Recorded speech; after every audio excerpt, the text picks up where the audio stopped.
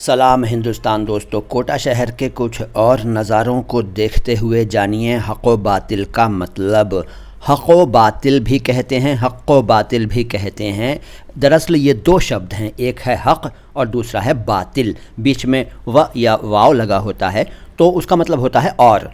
तो हक़ और बातिल, हक़ नहीं हक़, क़ बोलिए क़, हक़।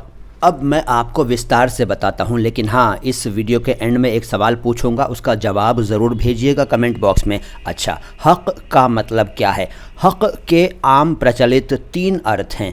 पहला है खुदा, जी हाँ, खुदा को भी हक़ कहते हैं। दूसरा है अधिकार यानी राइट, और तीसरा है सच्चाई। जी हाँ, सच्चाई भी इसका एक अर्थ है और यहाँ यही अर्थ लिया जाएगा, हक़ यानी सच्चाई, और बातिल यानी झूठ।